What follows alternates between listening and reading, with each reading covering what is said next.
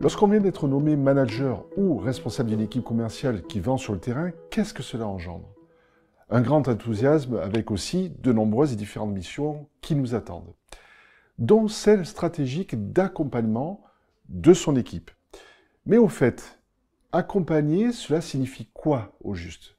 Accueillir, former, animer, fédérer, motiver constituent autant de mots-clés bien utiles afin de piloter et encadrer son équipe.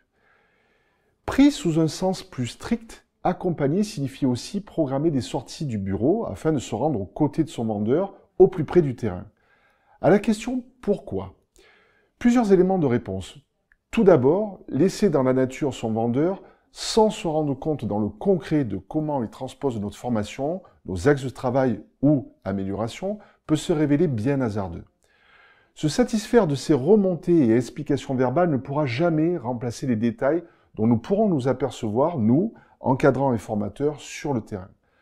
Ensuite, enseigner et donner la marche à suivre, c'est bien. Montrer et démontrer l'application pratique sur le terrain, dans les faits, c'est mieux, dans la mesure où ça va asseoir crédibilité et autorité naturelle. Je dis ce que je fais, et je fais ce que je dis, une bonne maxime à suivre.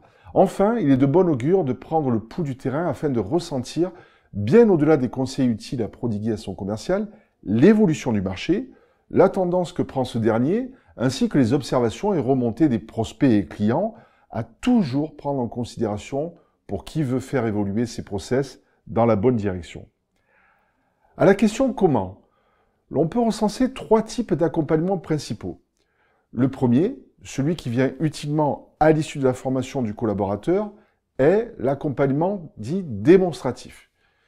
Il s'agit d'allier la pratique à la théorie et ainsi montrer et démontrer que ça fonctionne, afin précisément de montrer l'exemple, crédibilité oblige. Le second, celui qui permet d'estimer où en est son collaborateur ou sa collaboratrice et déceler ainsi au mieux les points acquis, ainsi que les axes devant être améliorés, est l'accompagnement dit évaluatif.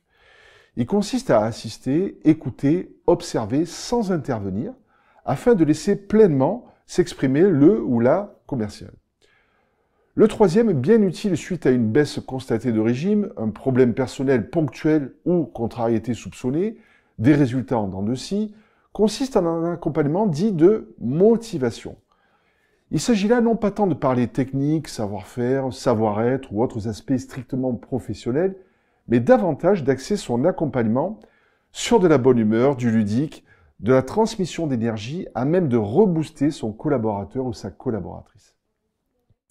Et vous qui avez en charge l'encadrement de un ou plusieurs collaborateurs, quand décidez-vous de l'accompagner? Quel type d'accompagnement privilégiez-vous? Vos éclairages et retours d'expérience nous seront bien utiles à tous. Au plaisir de vous lire.